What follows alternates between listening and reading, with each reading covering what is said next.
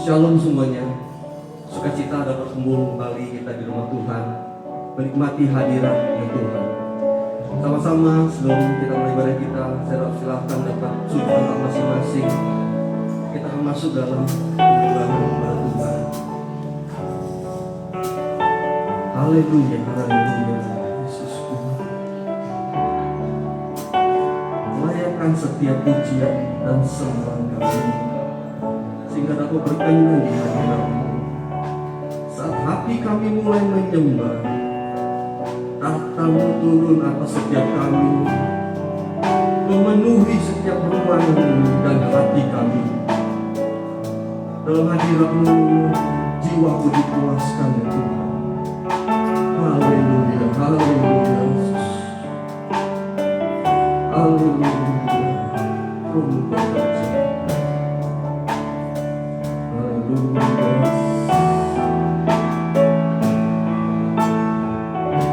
Saat ku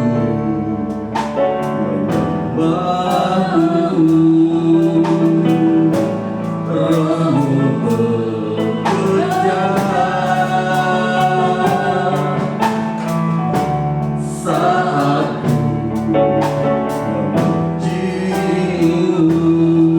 Kau berada di atas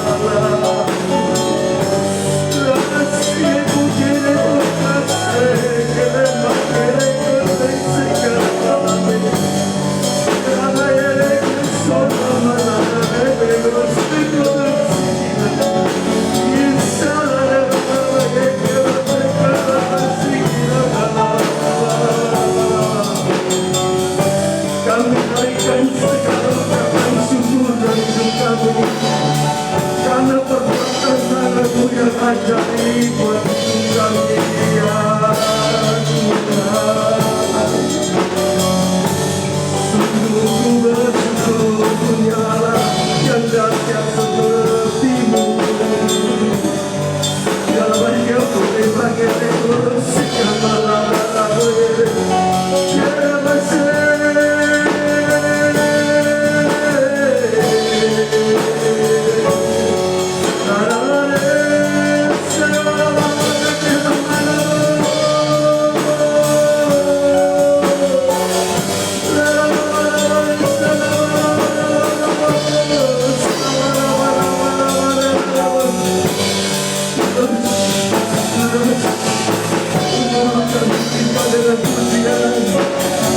hati kami lupa dengan syukur hanya kepada-Mu, ya Allah, ya Rajaku.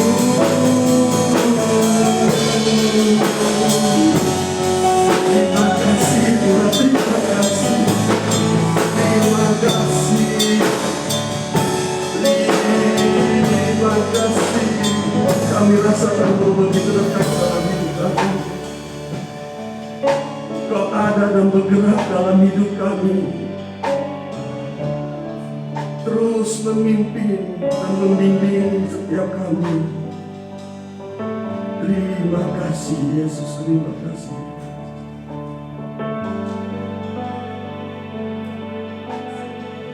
Haleluya.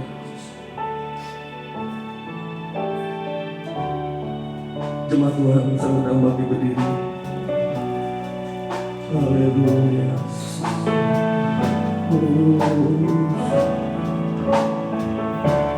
Saat kami menyembah-Mu Tuhan,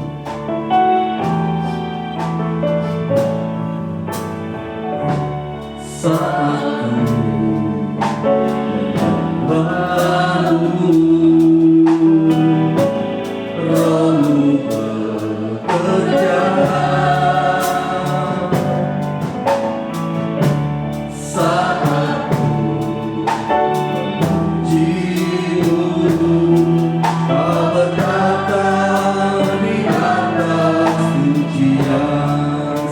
Menyembah-Mu Tuhan. Haleluya. Saat menyembah-Mu, Roh-Mu bekerja di antara kami. Amin. Saat memuji-Mu, Kau berkata di atas pujian, Tuhan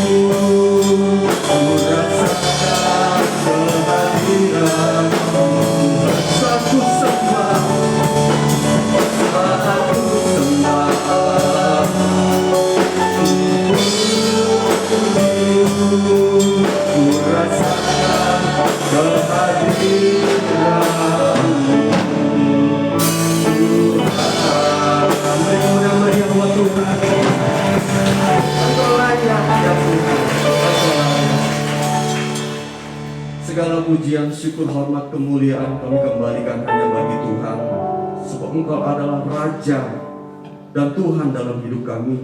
Engkau layak menerima semuanya Tuhan. Kau semakin ditinggikan dan kami semakin rendah di hadapan Tuhan. Terima kasih buat hari yang baru, buat nafas hidup yang masih Tuhan percayakan buat setiap kami ada sekarang. Bukan karena kuat, gagah dan hebat kami, tapi semua karena kasih dan roh-Mu dalam hidup kami. Kami bawa tubuh, jiwa, dan roh kami untuk kami beribadah kepada Tuhan sebagai ucapan syukur kami atas perbuatan Tuhan dalam hidup kami. Terimalah segala persembahan pujian korban syukur kami Tuhan, dapat menyenangkan hati-Mu. Sebentar juga kami akan sama-sama mendapat firman Tuhan. Biar kami percaya firman-Mu terus menopang dan meneguhkan setiap hidup kami. Kau pakai hamba-Mu menjadi seorang berkat firman Tuhan. Biarlah urapan yang baru, roh yang baru Kau curahkan atas hamba-Mu. Setiap kami menjadi jemaat yang dewasa di dalam Tuhan. Terima kasih Bapa, terima kasih. Bila kuasa-kuasa jatuh mengganggu, mengacaukan, bahkan mengambil benih firman Tuhan dari hidup kami, bersatu hatikan perintahkan di dalam nama Tuhan Yesus Kau keluar. Darah Tuhan Yesus sudah hancurkan segala pekerjaan kuasa kegelapan, menutup buku setiap hati kami, hidup kami, pikiran kami, bahkan ruangan ini dengan kuasa dari Tuhan, sehingga kami pulang dengan tidak sia-sia, tapi mau berkat damai sejahtera melimpah dari Tuhan. Kami terima kekuatan yang baru dari Tuhan. Kami terima sukacita yang melimpah dari Tuhan. Hanya di dalam nama Tuhan Yesus Kristus. Haleluya. Amin. Jemaat Tuhan sedang kembali. Saya sapa sekali lagi. Ada sukacita pada pagi hari ini. Haleluya. Saya melihat wajah-wajah yang begitu bahagia, begitu sukacita pada sini. Sama-sama kita memuji Tuhan. Aku ingin selalu berada dalam hadirat Tuhan. Haleluya.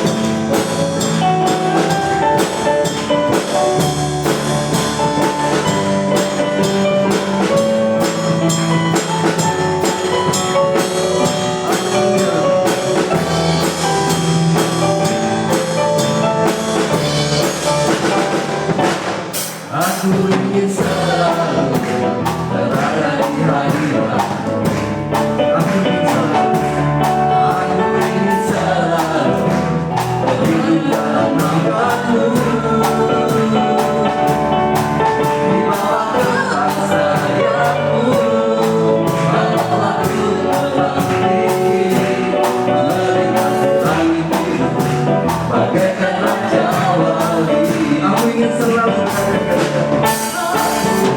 Aku ingin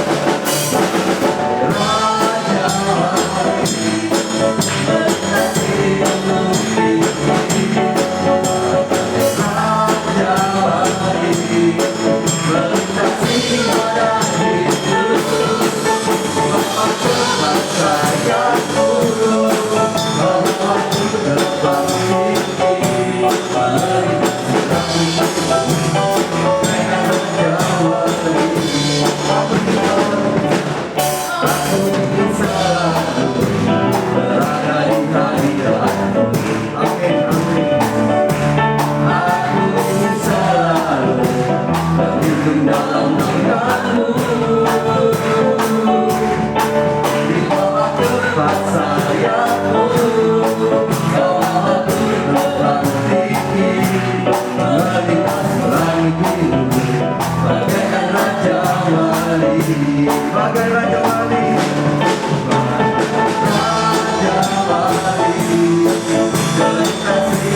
ingin selalu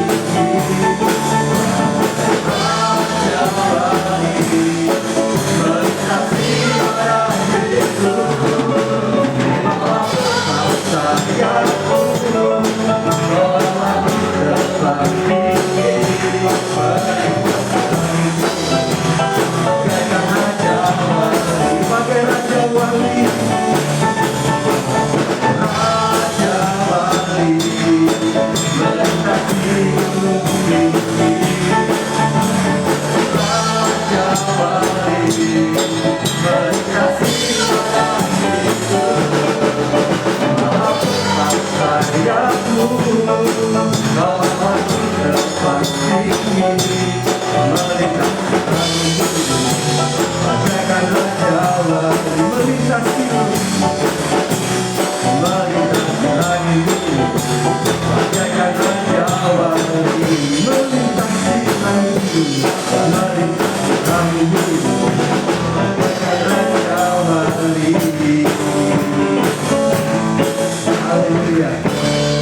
Bersama dengan Roh Tuhan, kita mampu melewati setiap badai masalah hidup kita. Kita mampu karena Tuhan menguatkan kita. Haleluya. Senang semua bagi diri kembali.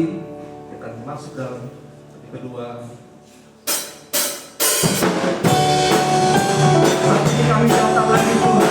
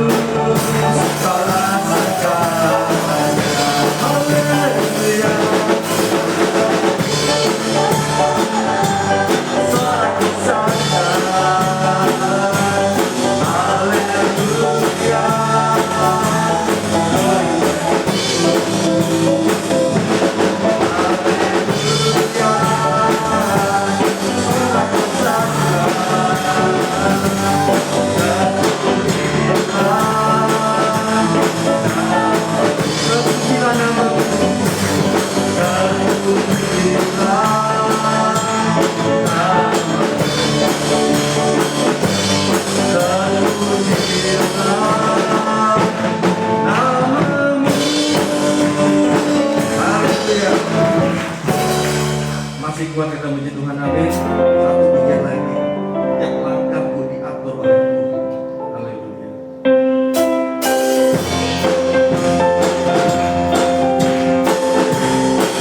Tahu langkah kami diatur oleh Tuhan.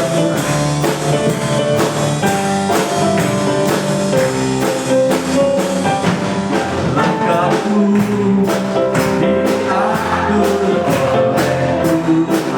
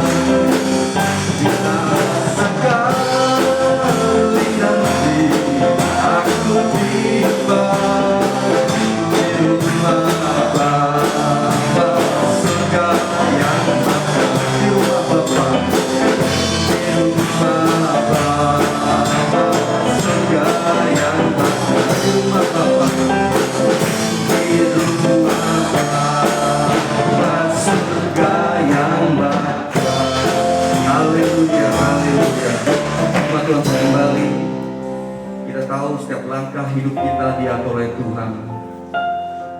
Mari sama-sama kita mau lebih lagi bekal apa yang menjadi kehendak Tuhan dalam hidup kita. Kita siapkan hati dan waktu kita terbaik untuk menerima kebenaran firman Tuhan. Terima kasih Bapak, terima kasih. Haleluya, haleluya, haleluya Yesus.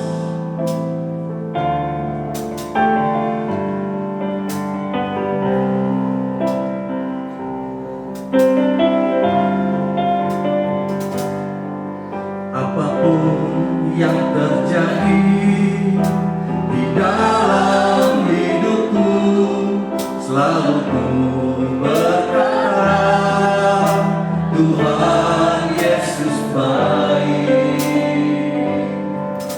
Dalam segala yang terjadi, tetap ku berkata,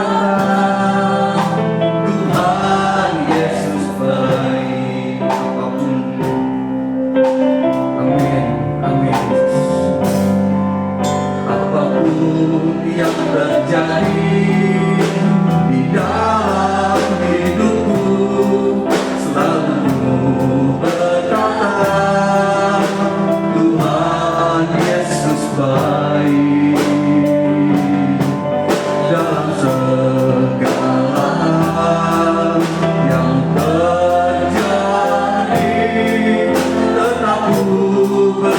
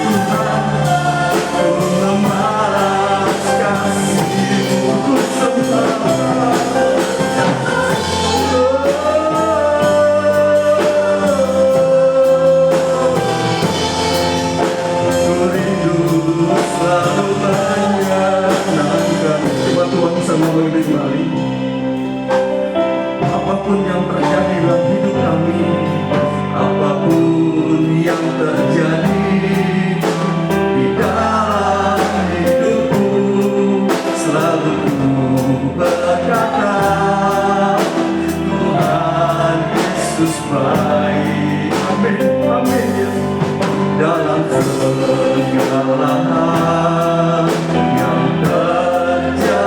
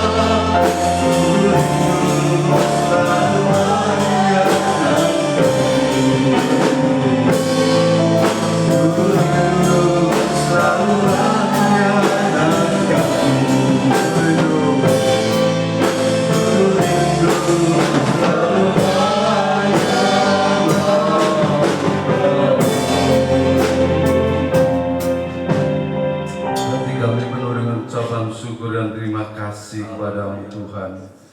Karena Tuhan begitu baik sudah kembali menghimpunkan kami di rumah Tuhan, bersama-sama bersatu memuji, menyembah, dan memuliakan nama Tuhan. Kami yakin pujian, penyembahan, dan doa-doa kami sudah naik ke hadapan hadirat-Mu, menjadi satu persembahan yang berkenan, berbau harum, dan menyenangkan hati Tuhan. Sebentar kami akan bersama-sama mendengar dan menerima firman Allah. Mari Tuhan Roh Kudus bekerjalah dalam setiap pribadi kami, baik yang hadir di rumah Tuhan maupun yang ada di rumahnya masing-masing. Tuhan ampuni segala kekurangan, kelemahan, kesalahan, dan dosa kami. Baharui tubuh, jiwa, roh kami dengan kuasa darah-Mu yang kudus, supaya kami semua dilayakkan untuk menerima kebenaran firman Tuhan. Pakai dan urapi hamba-Mu yang sebentar menjadi saluran berkat firman Allah, biar apa yang disampaikan bukan menurut kekuatan manusia, tetapi benar-benar dari Tuhan, menjadi berkat bagi kami semua yang mendengar dan menerimanya. Segala pekerjaan kuasa kegelapan, roh-roh jahat yang mengganggu, menghalangi, mengacaukan jalannya pemberitaan firman Tuhan, mencuri benih-benih firman-Mu dari kehidupan kami, kami satukan hati bertindak dalam nama Tuhan Yesus Kristus. Engkau keluar, darah Tuhan Yesus Kristus sudah menghancurkan pekerjaan kuasa kegelapan. Tutup, bungkus, selimuti ruang ini, hati dan pikiran kami semua dengan kuasa darah-Mu yang kudus, supaya dengan penuh kebebasan dan sukacita kami dapat menerima kebenaran firman Tuhan.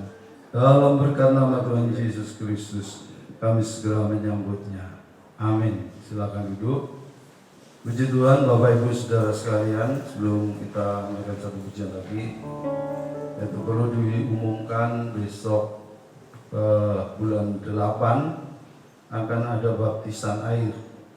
Untuk itu kepada Bapak Ibu Saudara yang belum baptis, yang ingin dibaptis bisa mendaftar, dan mulai hari ini nanti selesai pada sore ada prabaptis dimulai jam 5:30 sore. Itu saja yang perlu sampaikan. Kita naikkan satu pujian untuk persiapan nanti kita melakukan Tuhan. Roh Kudus Kau hadir di sini.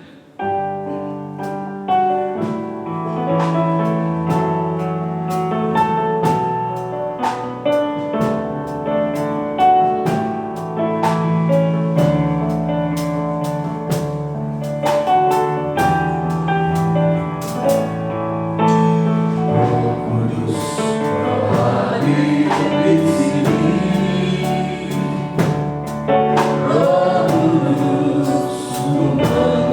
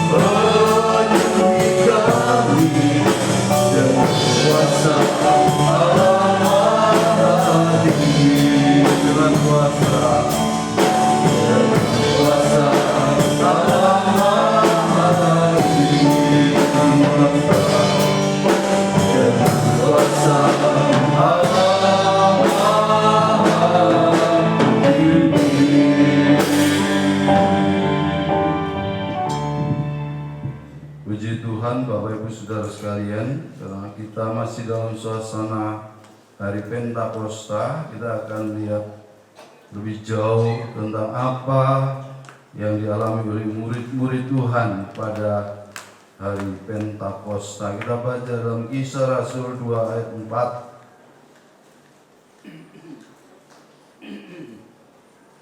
Karena pada minggu yang lalu, ya, waktunya sangat terbatas karena ada perjamuan kudus. Ya, pada hari ini kita akan mengelaborasi, ya, meninjau lebih tajam lagi, ya, tentang apa yang terjadi dan dialami oleh murid-murid Tuhan pada hari itu.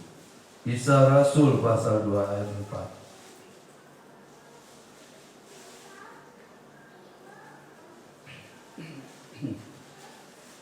Kita akan baca sama-sama ayat ini, ya. Kisah Rasul 2 ayat 4. Kita baca sama-sama 2, 3. Maka penuhlah mereka dengan Roh Kudus, lalu mereka mulai berkata-kata dalam bahasa lain, seperti yang diberikan oleh Roh itu kepada mereka untuk mengatakannya. Saya akan baca ulang, Bapak Ibu Saudara perhatikan dalam Alkitabnya masing-masing, ya. Maka penuhlah mereka dengan Roh Kudus, lalu mereka mulai berkata-kata dalam bahasa lain, seperti yang diberikan oleh Roh itu kepada mereka untuk mengatakannya. Ya, saya mengambil sebagai tema pemberitaan firman Tuhan adalah mereka mulai berkata-kata dalam bahasa lain. Ya. Dalam terjemahan bahasa Inggris itu dikatakan and began to speak, ya, with other tongue.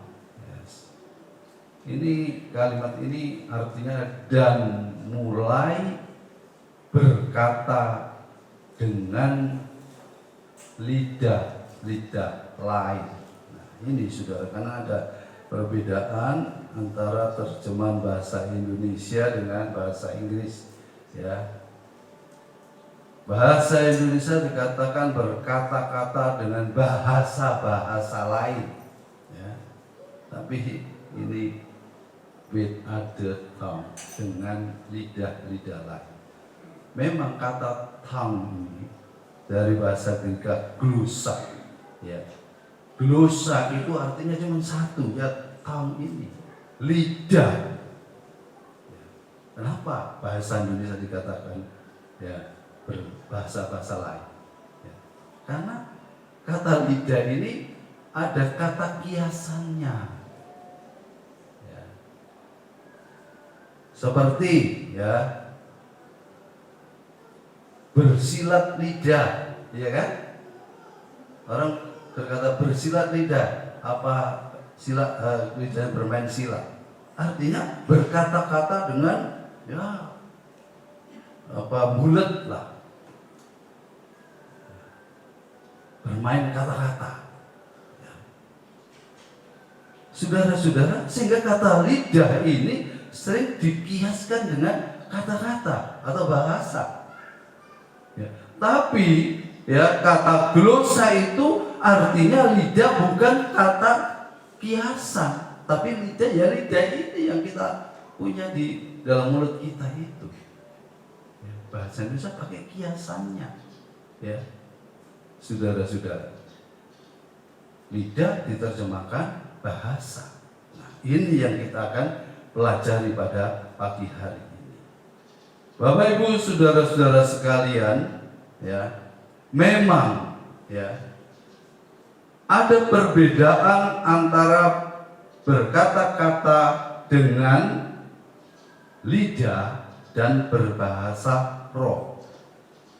Ya.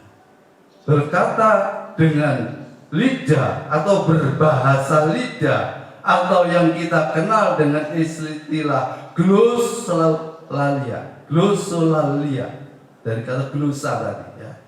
Jadi bukan glosolalia tapi glosolalia, ya. Itu memang artinya bahasa lidah, ya. Ini adalah merupakan tanda kepenuhan Roh Kudus. Lihat, ya. And they were all filled, ya, with the Holy Ghost. Dan mereka, ya, semua penuh dengan Roh Kudus. Murid-murid, ya. Jadi setelah, ya, ada serbuan angin yang kencang, ya, rushing mighty wind, saudara-saudara, menggoncangkan tempat mereka bersama-sama berkumpul, ya. Kemudian ada geloven, ya, tongue, ya, like as of fire, ya, artinya, ya, lidah-lidah yang membelah seperti api, ya, seperti lidah-lidah api, kemudian hinggap di atas mereka. Mulai kemudian lidah mereka sudah bergerak, bergoyang, ya, dan mereka ini begin to speak with other tongue, mulai berbahasa lidah. Karena saya mengalami, makanya saya bisa menjelaskan, saudara-saudara, ya. Ini merupakan adalah tanda kepenuhan Roh Kudus. Nah, kemudian setelah orang, ya, dipenuhi Roh Kudus dengan tanda berbahasa lidah, dia bisa menerima yang namanya karunia-karunia Roh Kudus. Bernubuat, ya, berbahasa roh, ya, termasuk, ya, saudara-saudara. Diberi karunia iman, ya, saudara-saudara, karunia untuk menasihati, ya, marifat, hikmat, macam-macam. Itu adalah karunia Roh Kudus. Nah, pagi hari ini kita tidak bicara soal itu, tapi kita bicara soal tanda kepenuhan Roh Kudus ini, ya, berbahasa lidah. Saudara, kalau kita membaca, ya, di dalam Perjanjian Lama, ya, 1 Samuel 10, coba dibaca, ya. 1 Samuel 10 ayat 10 sampai 11. Ini apa yang terjadi dengan Saul sebelum dia dilantik menjadi raja. Dia orang biasa-biasa saja, ya, sama dengan kebanyakan orang. 1 Samuel 10, 11, ya. Ketika mereka sampai di Gibea dari sana, maka bertemulah ia dengan serombongan nabi. Roh Allah berkuasa atasnya, perhatikan. Dan Saul turut kepenuhan seperti nabi di tengah-tengah mereka. 11. Dan semua orang yang mengenalnya dari dahulu melihat dengan heran bahwa ia, yaitu Saul, bernubuat bersama-sama dengan nabi-nabi itu. Lalu berkatalah orang banyak yang satu kepada yang lain, apakah gerangan yang terjadi dengan anak Kis itu? Apa Saul juga termasuk golongan nabi? Jadi berbicara tentang kepenuhan Roh Kudus bukan hanya perjanjian baru, saudara, ya. Perjanjian lama juga, cuma terbatas waktu itu nabi-nabi, ya. Hanya orang-orang tertentu dalam perjanjian lama. Jadi Saul termasuk, dia bukan apa-apa, bukan siapa-siapa waktu itu, ya. Seorang pemuda biasa lagi mencari, ya, hewan orang tuanya, keledai-keledai, ya, yang hilang, saudara-saudara, ya. Akhirnya Saul, ya, oleh Nabi Samuel dinubuatkan akan dipilih menjadi raja Israel. Nah, ini yang terjadi kemudian. Dia bernubuat, saudara, ya. Tapi sebelum itu, cuma nggak dijelaskan, dia akan ini, orang-orang heran, saudara-saudara. Saul, ya, bersama-sama dengan nabi, ya, dan bernubuat juga. Nabi-nabi itu kan, ya, saudara-saudara sering bernubuat. Ya, nubuat adalah salah satu karunia daripada Roh Kudus. Ya. Jadi mereka tentunya juga berbahasa lidah. Ya, waktu kepenuhan Roh Kudus itu. Ya. Kemudian bernubuat, ya. Kemudian ada yang menasihati, ya, ada yang ya lain-lain. Nah, itu yang terjadi. Nah, di dalam kitab Kisah Rasul 10 yang saya sudah singgung minggu yang lalu, itu juga gitu. Kornelius dan keluarganya juga waktu dengar firman Tuhan disampaikan oleh Petrus, kemudian dia berbahasa lidah, saudara-saudara. Ya. Cuman memang tidak disebut jelas ini di dalam Kejadian Saul. Ya, tapi sebelum dia bernubuat, dia pasti dipenuhi Roh Kudus juga, ya kan? Kemudian bernubuat. Ya. Cornelius juga gitu, disebut mereka kemudian berbahasa roh. Ya, itu saya periksa dalam Alkitab asli, glosolalia, mereka berglosolalia, berbahasa lidah, saudara-saudara. Ya. Nah, pagi hari ini kita akan melihat, saudara-saudara. Ya, poin pertama apa sih? Ya, saudara-saudara, bahasa lidah itu. Ya, itu pertama dijawab di dalam ayat ini, Kisah Rasul 2 ayat 4 tadi. Ya. Bahasa lidah, ya, coba bayangkan Kisah Rasul 24 adalah tanda kepenuhan Roh Kudus. Ya. Seseorang, ya, kalau dipenuhi Roh Kudus, maka yang terjadi adalah Roh Kudus masuk. Ya, itu yang saya alami, masuk itu seperti ada stroke masuk, kemudian lidah kita goyang. Ya. Kalau di Surabaya waktu zamannya Umisak, ya, sekarang saya tidak tahu. Kalau 10 hari untuk menerima kepenuhan Roh Kudus itu orang-orang pada datang, ya. Kita juga waktu itu ikut, saya juga ikut. Ya. Nah, ada banyak yang ditugaskan karena jumlahnya orang yang datang cukup banyak. Terus ya dipantau, ya, diajak memuji, menyembah, ada yang memantau, yang sudah kemudian ya mengalami kepenuhan Roh Kudus, ya dia tahu yang begini, ya itu tadi ada strum masuk, lalu dia berbahasa lidah, dikasih tanda benang merah, ya itu tandanya dia sudah dipenuhi Roh Kudus, berbahasa lidah, berglosolalia, ya ini. Maka penuhlah mereka dengan Roh Kudus, lalu mulai berkata-kata ini dalam bahasa-bahasa, dalam berbahasa lidah sebetulnya, saudara-saudara. Dan setelah itu baru dia berbahasa roh sesuai dengan yang dikarunikan oleh Roh Kudus kepada mereka masing-masing. Ya, bernubuat, ya, apa, ya, saudara-saudara, itu berbeda-beda biasanya. Ya.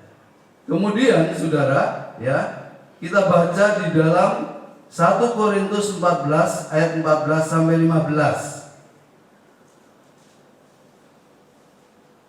Ya, dari kepenuhan Roh Kudus tandanya ada berbahasa lidah, ya. Tapi kemudian setelah itu, ya, dia kemudian diberikan karunia berbahasa roh, ya. Yang maksudnya apa? Ini dijawab dalam 1 Korintus 14 ayat 14 dan 15. Ya, benar. Sebab jika aku berdoa dengan bahasa roh, maka roh pula yang berdoa, tetapi akal budiku tidak turut berdoa. Jadi, apakah yang harus kubuat? Aku akan berdoa dengan rohku, tetapi aku akan berdoa juga dengan akal budiku. Aku akan menyanyi dan memuji dengan rohku, tetapi aku akan menyanyi dan memuji juga dengan akal budiku. Ya. Jadi setelah seseorang dipenuhi dengan Roh Kudus, berbahasa lidah, ya, lidahnya goyang. Ya. Maksudnya berbahasa lidah ini gini, saudara. Kalau kita berkata-kata yang biasa, bahasa biasa, kan lidah juga ikut, ya, ambil peran, ya, ngomong itu kita ngomong. Tapi yang kontrol ini otak kita, pikiran kita, Iya kan? Tapi saudara-saudara, kalau kita ya setelah dipenuhi Roh Kudus ya berbahasa lidah, saudara-saudara, itu yang kontrol lidah kita berkata-kata bukan ini lagi, bukan pikiran kita otak, tapi Roh Kudus. Roh Kudus yang ya menggerakkan, ya berkata-kata. Orang lain tidak mengerti, tapi kita mengerti. Itu intinya adalah kita memuji, menyembah, memuliakan nama Tuhan. Kemudian ya setelah itu kita diberi karunia berbahasa roh. Nah, itu maksudnya adalah ayat 14, saudara-saudara. Coba ditayangkan ya. Ayat 14. Sebab jika aku berdoa dengan bahasa roh, maka roh pula yang berdoa. Kita kemudian berbahasa roh, itu kita mulai berdoa, kita mulai berhubungan dengan Allah, ya, dengan bahasa roh. Roh kita yang berdoa, berhubungan dengan Allah, ya. Saudara-saudara, dan ya, apa yang kita doakan atau apakah yang kita sampaikan kepada Tuhan itu ya sesuai dengan kehendak daripada Roh Kudus, karena di bawah kontrol Roh Kudus, saudara-saudara ya. Kalau kita kemudian ya diberi oleh Tuhan karunia nubuat, nubuat itu adalah karunia Roh Kudus di mana kita menyampaikan sesuatu yang bisa dimengerti oleh orang lain. Itu nubuat ya.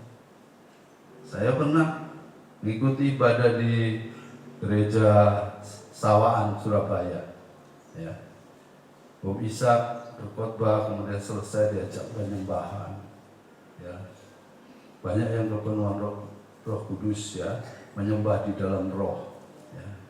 Saudara-saudara, kemudian ada seorang ibu-ibu, dia diberi karunia nubuat. Dia berkata-kata dengan jelas.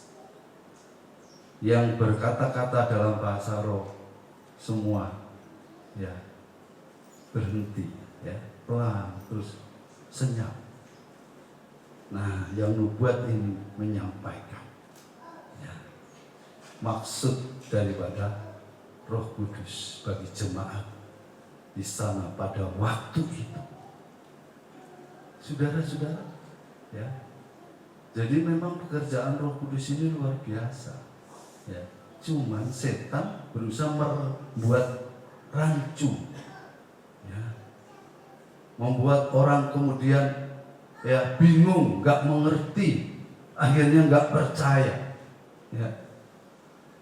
Kemarin selesai ibadah, Saudara Stephen menyampaikan sama saya, sekarang ini banyak gereja-gereja Protestan juga mencari kepenuhan Roh Kudus.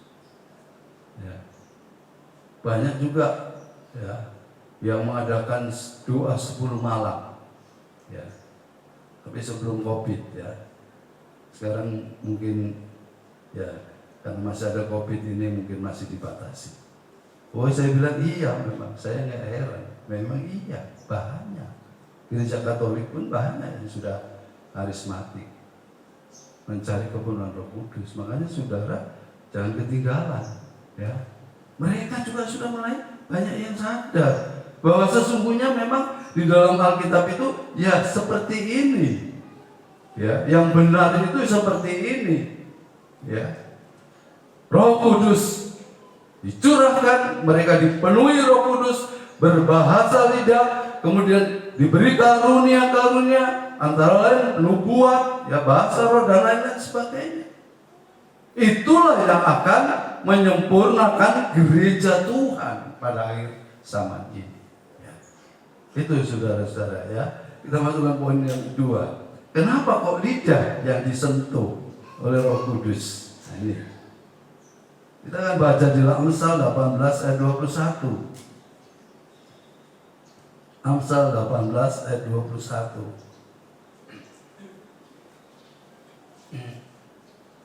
Amsal pasal 18 ayat 21. Hidup dan mati dikuasai lidah. Siapa suka menggemakannya akan memakan buahnya. Kenapa? Kalau Roh Kudus bekerja memenuhi seseorang, itu lidah yang dijamah. Atau istilah lain, lidahnya dibakar lah. Ya, dibaptis dengan Roh Kudus itu dibakar dengan api Roh Kudus. Ya, dibakar dalam pengertian bukan dibakar ya seperti ya bakar sate ya, sate lidah kan ada, bukan ya, tapi dibakar itu dengan api Roh Kudus, saudara-saudara.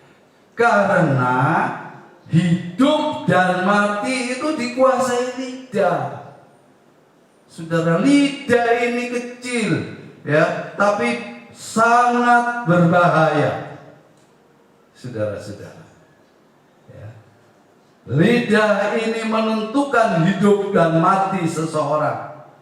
Ada kan orang yang dibunuh karena lidahnya, karena ngata-ngatain. Ya, saya pernah saksikan tuh. Jadi tempat saya itu, ya, saya punya tetangga itu jagal sapi, ya, orang Madura, saudara, besar badan gemuk, tinggi, ya. Jadi jual daging, potong sapi itu, ya. Ya, mengambil anak buahnya dari Madura, kecil, dan saya masih muda. Rupanya namanya anak ini masih muda, masih baru juga, banyak salah-salah kerjanya, gitu loh. Marah-marah, caci maki saudara, kata-katanya sangat keras, kotor. Ya. Anak ini diam aja saudara-saudara, ya nggak berani dia. Nanti kalau dia bantah diusir dia, ya kan? Tapi apa yang terjadi kira-kira 10 hari, ya setelah itu. Rupanya anak ini sudah nggak tahan, ya, pas dia tidur majikannya apa pakai celurit orang Madura ininya, ya, ininya, lehernya sudah mati. Ya. Anak muda ini dia kemudian datang ke kantor polisi menyerahkan diri. Ditanya oleh polisi, diinterogasi, ya, kamu ini kerja sama dia? Iya Pak. Kamu berdatang dari Madura? Iya, belum lama, belum Pak, kira-kira 2 minggu lah, ya. Kenapa kamu bunuh majikan? Kan kamu kerja sama dia, kamu hidupmu dari dia, ya. Dia bilang, saya nggak tahan Pak, dikata-katain kata-kata yang kasar. Jadi saudara-saudara, ya, kata-kata ini harus, lidah ini harus dikendalikan, ya. Karena lidah ini walaupun kecil, apa dikatakan firman Tuhan saudara-saudara, ya, di dalam Ayub pasal 20 ayat 12 sampai 14. Ayub 20 ayat 12 sampai 14. Sungguh pun kejahatan manis rasanya di dalam mulutnya. Perhatikan, sekalipun ia menyembunyikannya di bawah lidahnya, menikmatinya serta tidak melepaskannya dan menahannya pada langit-langitnya. Namun berubah juga makanannya di dalam perutnya menjadi bisa ular tedung di dalamnya. Lidah itu adalah sarang daripada kejahatan menurut firman Tuhan tadi.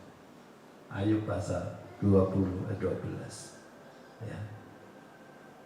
Banyak orang menipu, ya kan? Pakai apa? Pakai omongan kan? Lidah kan? Kata-kata. Banyak orang berbohong.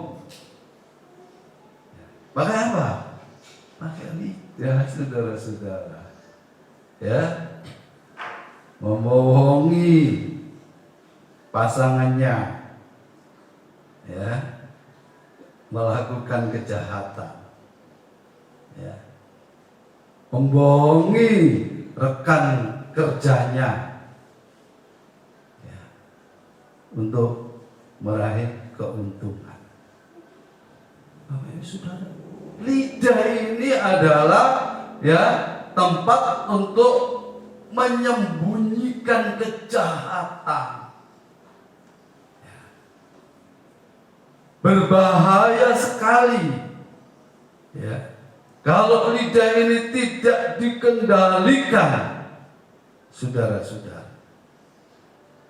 Karena di dalam kitab Yakobus pasal 3 ayat 5 sampai 6, sekalipun kecil, ya, dikatakan demikian juga lidah, walaupun suatu anggota kecil dari tubuh, namun dapat memegahkan perkara-perkara yang besar. Ya, dengan lidah orang bisa sombong, ya, bisa, ya, mengatakan kata-kata yang saudara-saudara membesarkan dirinya, ya, saudara-saudara. Lihatlah betapapun kecilnya api, ia dapat membakar hutan yang besar. Lidah pun adalah api yang merupakan satu dunia kejahatan. Nah, perhatikan saudara. Dan mengambil tempat di antara anggota-anggota tubuh kita sebagai sesuatu yang dapat menodai seluruh tubuh dan menyalakan roda kehidupan kita, sedang ia sendiri dinyalakan oleh api neraka. Ya. Hati-hati saudara-saudara dengan lidah. Ya. Lidah seringkali saudara-saudara, ya, membuat orang itu akhirnya menjadi menderita. Karena lidah, ya, akhirnya orang bisa dipenjara, ya kan? Karena lidah akhirnya banyak orang menyusahkan keluarganya, menyusahkan banyak orang. Ya. Saudara-saudara, karena kalau kata-kata itu begitu, ya, menyakiti, ya, seringkali, ya, orang itu menjadi sangat menderita. Dan kata-kata ini kata-kata sangat menyakitkan. Ini lidah, saudara-saudara. Makanya Roh Kudus bekerja, ya, memenuhi seseorang itu yang dijamah, ya, saudara-saudara, adalah lidahnya. Ya. Lidahnya, ya, disucikan dulu. Lidahnya dikontrol, ya. Ibarat, ya, lidah ini seperti kemudi kalau dalam kapal, ya. Lidahnya diambil alih oleh Roh Kudus, ya, untuk mengemudikan, ya, roda kehidupannya, ya, saudara-saudara. Itu sebabnya Roh Kudus menjamah lidah kita. Ya. Yang terakhir, poin yang terakhir adalah, ya, apa sih keuntungannya kalau kita kemudian dipenuhi dengan Roh Kudus? Ya, ada kaitan dengan bahasa lidah ini, saudara-saudara. Tentu banyak sekali keuntungannya, ya. Tapi yang kaitan dengan lidah, kita baca di dalam 1 Korintus 14 ayat yang kedua. 1 Korintus 14 ayat yang kedua. Sudah dapat, ya? Siapa yang berkata-kata dengan bahasa roh tidak berkata-kata kepada manusia, tetapi kepada Allah. Nah ini. Jadi setelah dipenuhi Roh Kudus, kita berbahasa lidah, berglosolalia, kemudian kita berkata-kata dengan bahasa roh. Sebab tidak ada seorang pun yang mengerti bahasanya. oleh Roh ia mengucapkan hal-hal yang rahasia. Saya heran juga, banyak orang belum benar-benar dipenuhi Roh Kudus, ya, belum pernah berbahasa lidah, tapi kemudian seperti berbahasa roh. Nah, ini aneh, saudara-saudara. Ya, seperti anak kecil, ya, yang baru belajar berbicara, baru belajar ngomong, ya, nggak pernah ngomong apa-apa, ya diem, toto ngomong, saudara-saudara, bahasa yang lancar, mama, langsung ngomong, "Ma, saya minta makan." Nggak padahal ngomong, padahal belum pernah bisa. Aneh kan, saudara-saudara? Harusnya anak itu pertama adalah mungkin ya bisa agak ya ngomong agak ya apa biasa anak itu ya kan, atau bagaimana gitu dulu ya kan, saudara, yang ngomong yang belum berupa kata-kata, ya, lama-lama dia bisa ngomong mama, ya kan, kemudian papa. Nah, saudara-saudara, tambah lama tambah dia lancar, bisa merangkai kata-kata. Saya mau minum, minta minum. Nah, nggak langsung, saudara, ya, belum pernah ya berbahasa lidah, belum pernah dijamah lidahnya oleh Roh Kudus sehingga dia berbahasa lidah, atau berbahasa roh. Nah, ini aneh, ya. Cuma kita tidak mau menghakimi mereka. Cuma saya ingin menasih bahwa orang yang dipenuhi Roh Kudus pertama adalah dijamah lidahnya berbahasa lidah dulu, baru berbahasa roh, ya kan? Nah, keuntungannya kalau kita sudah bisa ya berbahasa roh, ya, kita itu berkata kepada Allah. Nah, pujian, penyembahan, doa-doa kita itu dalam bahasa roh, ya. Dan keuntungannya adalah ya, sebab tidak ada seorang pun yang mengerti bahasanya oleh roh, ia mengucapkan hal-hal yang rahasia. Kalau kita berbahasa roh, ya, itu kita memuji, menyembah Tuhan, berdoa kepada Tuhan, dan mengatakan sesuatu yang rahasia. Ya.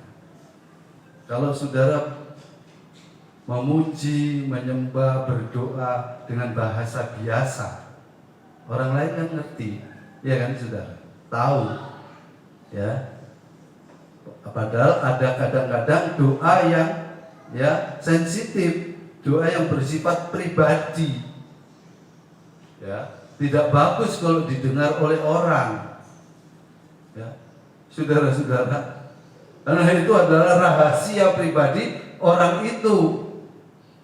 Ya, mungkin ada begini, ada orang yang, saya tolong ya didoakan ya, saya ada masalah pribadi. Oh iya. Nah, saudara doakan keras-keras, ya, di depan banyak orang. Lah, akhirnya itu bukan rahasia lagi. Rahasianya orang itu secara tidak langsung saudara buka. Nah, makanya kita harus berhikmat, kan. Tetapi kalau saudara berbahasa roh, itu mengucapkan hal-hal yang rahasia, orang tidak tahu. Saudara-saudara, ini penting, ya.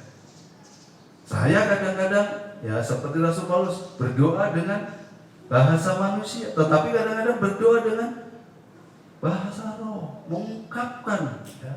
Istri saya saja tidak tahu di sebelah saya berdoa pakai bahasa roh, iya kan? Sesuatu yang bersifat rahasia, saudara-saudara, itu keuntungannya, ya. Satu ayat lagi, ya, dalam Roma 8 ayat 26 sampai 27. Roma 8 ayat 26 sampai 27. Demikian bunyi firman Tuhan. Roma 8 ayat 26 dan 7.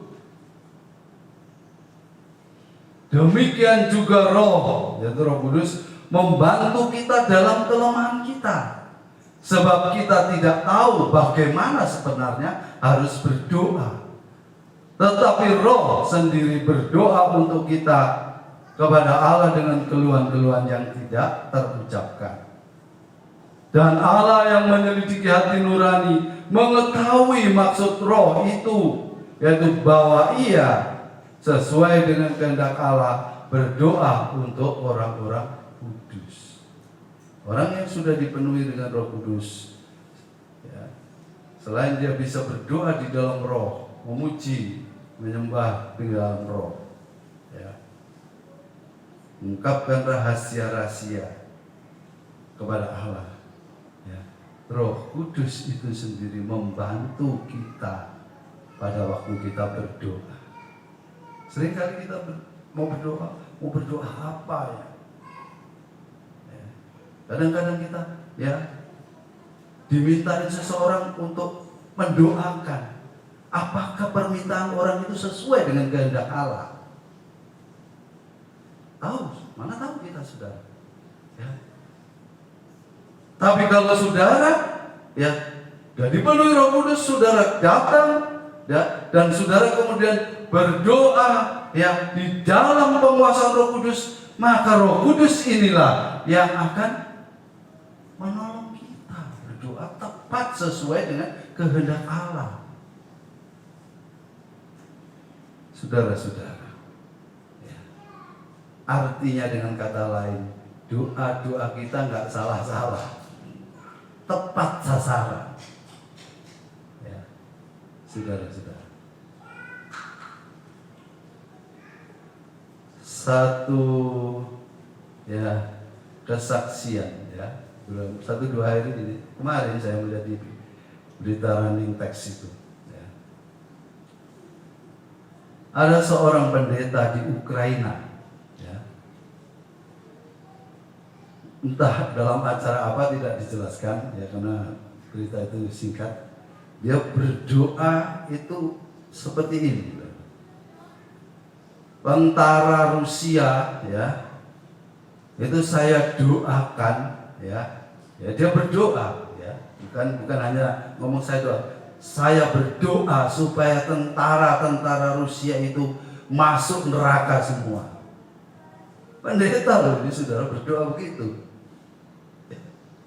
Kemudian ada ya, entah itu dalam satu acara apa, ada yang lapor ya, nyampe ke, memang tidak dijelaskan apa otoritas Ukraina atau dari pihak Rusia yang menangkap. Akhirnya pendeta itu ditangkap, saudara, karena doanya ini ya, mendoakan tentara Rusia itu masuk neraka ya. Kalau dipikir ya memang ada benarnya juga, tentara Rusia itu begitu kejam kan di sana ya, menghancurkan Ukraina, membunuh banyak orang, bahkan ada yang memperkosa saudara-saudara. Secara manusia mungkin bisa ya benar lah yang masuk neraka. Tetapi saudara-saudara ya, doa seperti ini itu tidak sesuai dengan kehendak daripada Roh Kudus ya. Manusia aja ada yang nggak bisa terima ya, kok doakan orang masuk neraka. Harusnya berdoa biar tentara Rusia itu bertobat. Nah itu boleh, masuk neraka ya, ditangkap, saudara. Nah ini contoh, ini seorang pendeta ya, yang berdoa tidak di dalam pimpinan dan penguasaan Roh Kudus. Saya setiap berdoa, saya minta Roh Kudus bekerja. Berdoa dengan kata-kata biasa, tapi saya minta Roh Kudus mimpin, supaya doa saya nggak salah, saudara, supaya doa saya tepat sasaran, sesuai dengan kehendak daripada Tuhan. Apalagi kemudian berdoa di dalam Roh. Nah, ya ini yang baru, yang terakhir ini kesaksian ya. Kalau tadi itu berita ya. Saudara, waktu saya praktek di gereja Sawan tahun 75 Ya, saya baru kelas 1. Ya nggak tahu kenapa satu-satunya saya yang dipraktekkan di situ. Ya. Kemudian Om Ishak waktu itu, ya, Tuhan berbicara sama dia disuruh menyendiri. Ya, kan tadinya kan ada rumahnya, ya, dia tinggal sama istrinya, anak-anaknya sih sudah banyak yang sudah menikah. Ya. Kemudian Ishak bilang, saya disuruh Tuhan untuk tidur di atas di tingkat 4, ya, di sekolahan itu, ya, tingkatnya sampai 4. Yang tingkat 4 itu memang nggak dipakai, ya, yang tingkat 3 pakai kelas-kelas. Dia disuruh Tuhan katanya tidur di sana sendiri, saudara. Barang-barangnya, buku-bukunya diangkat, kita rame-rame. Nah, istrinya itu rupanya ya sedikit khawatir. Saya disuruh, ya, sama satu orang lagi namanya Matius Musori, orang Toraja, yang sudah lebih senior, dia pengerja di situ. Nah, disuruh menemani. Artinya ini Om Ishak kamarnya di sebelahnya ini. Saya sama Musori tidur di situ. Ya, itu yang nunjuk itu ini istrinya Om Ishak, ya, berunding sama Om Ishak, ya. Akhirnya ya saudara-saudara, saya ya sudah, saya namanya masih pemula, disuruh ya mau aja. Tapi Musori ini setiap malam keluar dia, ya, pulangnya itu malam-malam, ya, pulangnya itu sudah ditutup pintu gerbang, kadang-kadang dia itu lompat pagar, ya, tahu bagaimana. Pokoknya pulangnya malam-malam dia. Terus saya kemana? Ya, Brur, manggil kalau yang lebih senior, ya. Saya ikut KKR, ikut seminar macam-macam alasannya. Hampir saya ini ya sendiri yang malam datang. Nah, Om Ishak tiap jam 7 malam dia berdoa. Ya, dia berdoanya dari jam 7 malam sampai jam 10, ya, 3 jam pagi, ya, jam 4 sampai jam 7, ya, dia berdoa sendirian, saudara-saudara. Ya. Makanya saya kagum dengan beliau ini, ya. Dia berdoa 3 jam, ya. Dan saudara-saudara, setiap beliau itu berdoa, ya, memang 3 jam itu ada juga 1 jamnya dia membaca Alkitab, karena seperti saat teduh gitu, terus tenang, nggak ada suara. Nah, rupanya dia baca Alkitab, entah apa persiapan khotbah dan lain sebagainya, saya nggak tahu. Membaca buku rohani banyak sekali, ya. Tapi waktu dia berdoa, memuji menyembah, saudara, ya, saya belum pernah menemukan hamba Tuhan seperti dia. Nah, saya kan sudah, ya, kebanyak ke tempat-tempat, ya, di mana saya juga menjumpai banyak hamba Tuhan, ya, juga saya berpraktek, ya, belum pernah saya melihat seperti ini. Om Ishak kalau berdoa, dia selalu berdoa di dalam kepenuhan Roh Kudus. Ya. Dia mau menyembah di dalam Roh Kudus dengan bahasa Roh, bukan bahasa manusia. Ya. Oh, saudara, ya. Berdoa juga berdoa dalam Roh. Karena saya nggak pernah dengar dia berdoa dengan bahasa Indonesia atau bahasa Mandarin, ya, bahasa bagus. Dan memang saya merasakan benar kehadiran daripada Tuhan pada saat beliau berdoa. Begitu Om bisa berdoa dalam bahasa Roh, ya, saya kan di sebelahnya cuman, ya, sekat dinding, saudara-saudara, bukan dinding tembok lagi, ya. Saudara-saudara, saya merasa hadirat Tuhan yang luar biasa. Nggak tahan, saudara. Tadinya saya mungkin lagi baca, ya, saya kan suka baca buku, ya. Saya berlutut, saya ikut berdoa. Karena seperti memang ada goncangan sudah. Makanya di leteng Yerusalem itu bergoyang. Itu saya percaya, saya yakin, saya ngalami. Yaitu kalau bisa berdoa itu getar, bergetar. Sudah. Dan kurang lebih ya 2 jam itu ya, berlutut itu enggak merasakan apa-apa. Saya berlutut, bukan lutut ya, enggak pakai tikar, enggak pakai apa ya, di lantai begini ya. Itu saya rasakan Roh Kudus ya bekerja di dalam doa kita ya. Nah saudara-saudara ya, kalau kita berdoa tanpa di bawah ya penguasaan Roh Kudus, pasti kita tidak akan bisa ya tahan lama. Saya kan merasakan ya, pasti kita akan ya rasa ini itu ya, saudara-saudara. Pikiran kita kemana-mana, melayang-layang. Iya sudah. Kita harus jujur, saya jujur mengakui itu. Tapi kalau kita melibatkan Roh Kudus, di dalam penguasaan Roh Kudus, roh kita, ya, roh itu kan sumber daripada semua ya kehidupan manusia. Ya. Kemudian menguasai hati dan pikiran kita, menguasai tubuh kita. Ya. Saudara-saudara, dan kita dapat ya menikmati hadirat Tuhan yang luar biasa. Ya, itu ya pekerjaan Roh Kudus. Makanya harus ada satu kerinduan yang besar untuk kita dipenuhi dengan Roh Kudus. Ya. Dan kalau kita sudah dipenuhi Roh Kudus, maka Roh Kudus itu jangan ya kemudian padam. Makanya ada ayat dalam Efesus, jangan padamkan roh.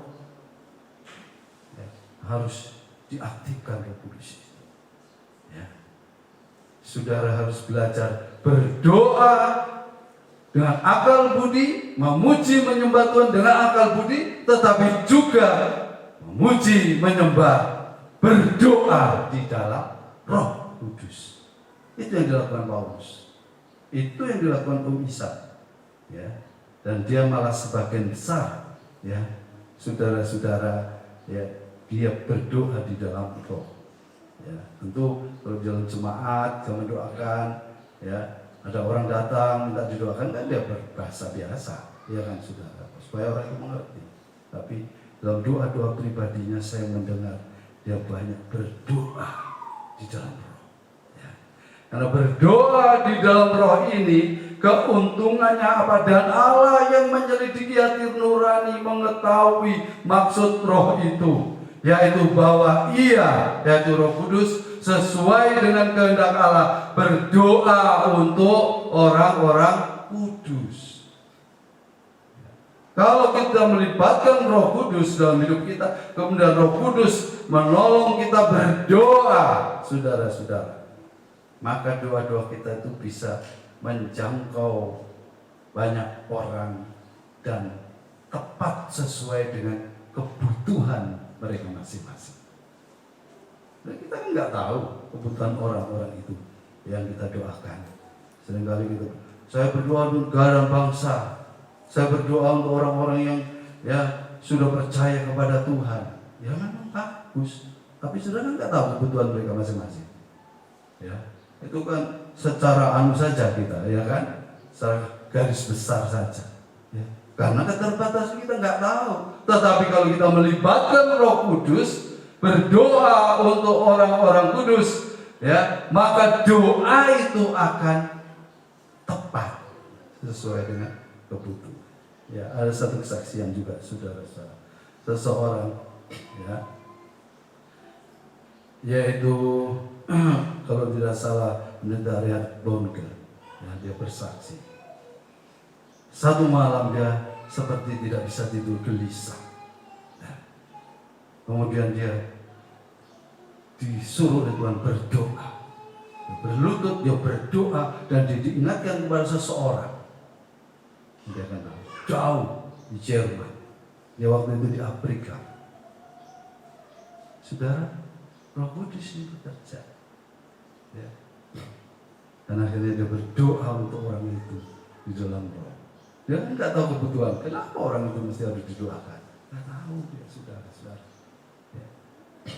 Ternyata benar, saudara-saudara. Nggak lama kemudian orang itu menghubungi dia. Ya. Saudara-saudara, ya, dia merasakan ya satu depresi, ya, satu masalah yang membuat dia depresi, ya, stres berat, dan dia berusaha mau mengakhiri hidupnya, mau bunuh diri. Tapi dia kemudian ya malam itu merasakan sesuatu, ya, seperti sinar yang datang di kamarnya, ya. Dan kemudian dia mengalami pencerahan, ya, saudara-saudara, iluminasi, ya. Akhirnya dia tidak jadi. Jadi akhirnya saudara-saudara, ya, karena memang ya dia juga teman dekat dengan Bonnke, dia kemudian ya menghubungi, ya, dia cerita, ya, dan Bonnke teringat pada saat itu, malam itu dia digerakkan oleh Roh Kudus kerja. Ini saudara-saudara, ya, saya juga beberapa kali mengalami.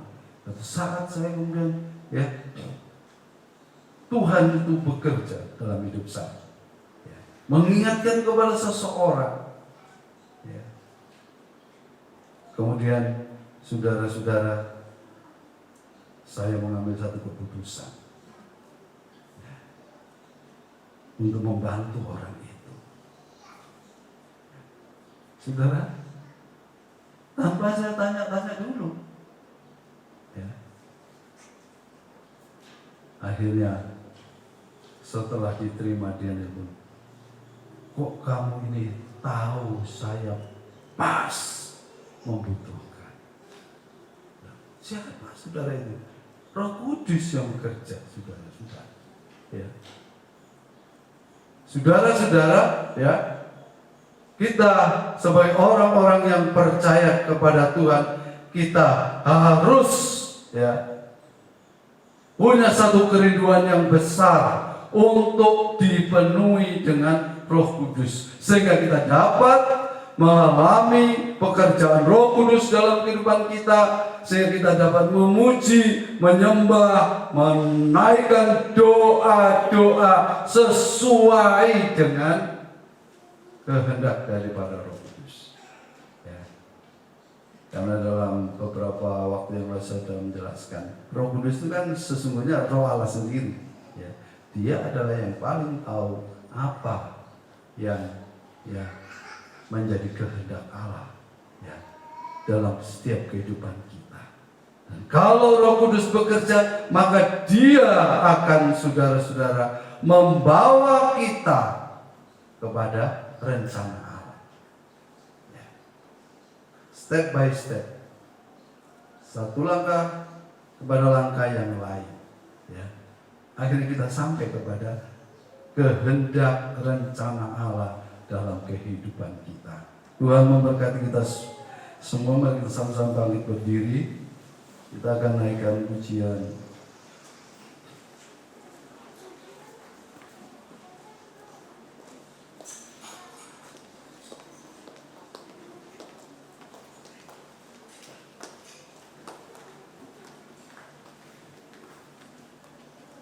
Oh sungai dari Allah, pelukanku.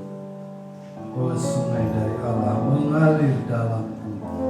Oh sungai dari Allah, puaskanku. Oh sungai dari Allah, kerinduanku. Sungai dari Allah adalah berbicara tentang Roh Kudus yang akan bekerja dalam kehidupan saudara dan saya.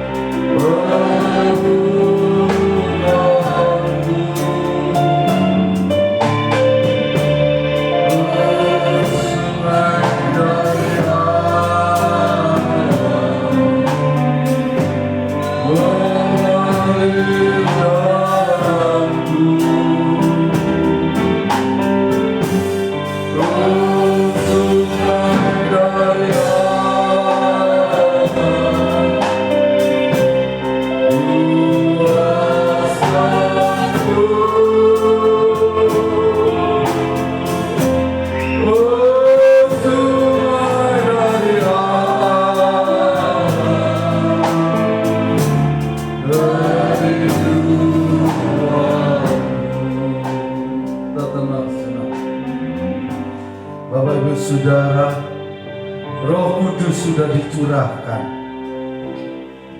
Gereja Tuhan, saudara dan saya sesungguhnya sangat membutuhkan kepenuhan daripada Roh Kudus. Karena Roh Kudus bagaikan sungai yang akan mengalir, membasahi tanah-tanah hati kita yang gersang, sehingga tanah-tanah hati yang gersang menjadi tanah-tanah hati yang subur, di mana benih-benih firman Tuhan akan ditaburkan sehingga bisa tumbuh dan menghasilkan buah-buah. Tanpa Roh Kudus bekerja dalam kehidupan kita, maka kita akan tetap berada dalam kegersangan secara rohani. Tidak ada sukacita, tidak ada damai sejahtera, tidak ada kerinduan yang besar untuk hidup dalam rencana daripada Tuhan, sehingga kita dalam menjalani kehidupan ini kehilangan arah, terombang-ambing oleh gelombang badai kehidupan. Tetapi dengan Roh Kudus menjamah kita, memenuhi kita, lidah kita dikuasai, dikendalikan Roh Kudus, sehingga lidah kita akan dapat kita pakai untuk memuji, menyembah, memuliakan Tuhan, berdoa ya, sesuai dengan kehendak daripada Tuhan. Hidup saudara akan menjadi berkat untuk hormat dan kemuliaan nama Tuhan. Keluarga saudara, orang-orang yang dekat dengan saudara akan merasakan pancaran sukacita, damai sejahtera, aliran air kehidupan akan merambat, akan membuat mereka merasakan sesuatu yang indah di dalam kehidupan saudara dan saya. Haleluya, haleluya.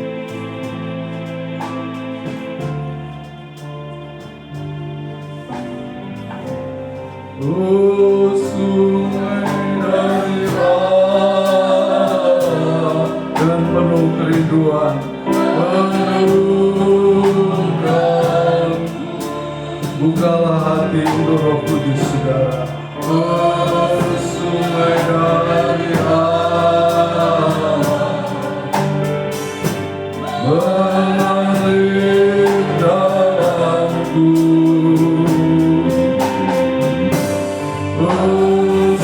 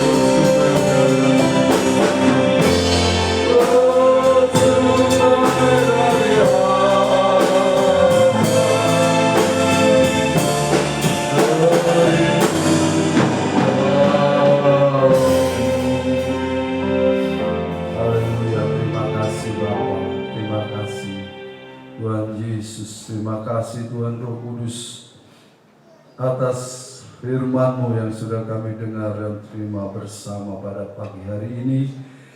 Hamba-Mu berhenti berbicara, tetapi Tuhan Roh Kudus akan terus menerangkan dalam setiap hati kami, sehingga kami mengerti kebenaran firman Tuhan, sehingga kami ada kerinduan yang besar untuk dipenuhi dengan Roh Kudus.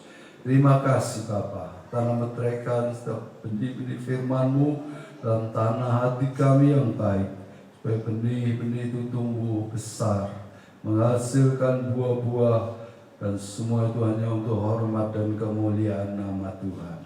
Dalam berkat nama Tuhan Yesus Kristus kami berdoa dan mengucap syukur. Mari kita akhiri pada kita mengucap syukur.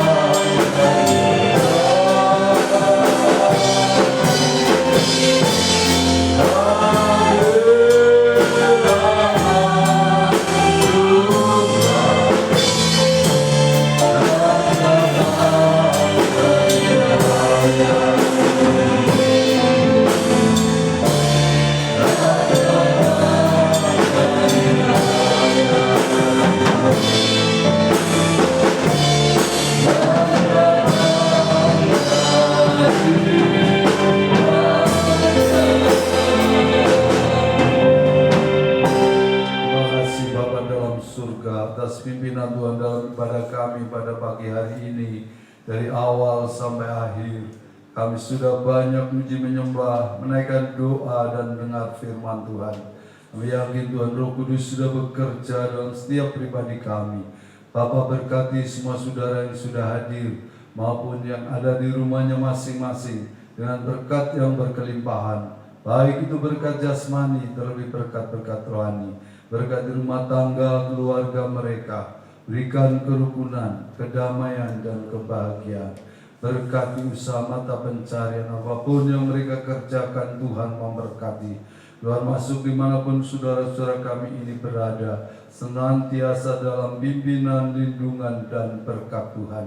Sehingga mereka dapat bertambah-tambah, bertumbuh dalam kehidupan rohaninya, menjadi dewasa di dalam Tuhan, mengerti kehendak rencana-Mu yang indah dalam setiap kehidupan mereka. Sebentar mereka kembali pulang ke rumahnya masing-masing, Tuhan pimpin sertai lindungi dalam perjalanan. Jauhkan dari segala mara bahaya, gangguan, kuasa, kegelapan, dan orang-orang jahat. Tutup bungkus selimuti dengan kuat kuasa-Mu, supaya mereka semua boleh tiba dengan selamat, bertemu dengan keluarga mereka masing-masing dalam keadaan damai dan sejahtera. Dalam berkat nama Tuhan Yesus Kristus, kami peraskan semua doa kami ini. Dan sekarang saudara-saudara yang kekasih di dalam Tuhan, terimalah berkat, damai dan sejahtera dari Allah Bapa, kasih karunia dan kasih setia Tuhan Yesus Kristus, serta sukacita dalam persekutuan kita dengan Tuhan Roh Kudus, ada beserta kita sekalian, mulai saat ini sampai Maranatha Tuhan Yesus Kristus datang kembali. Amin.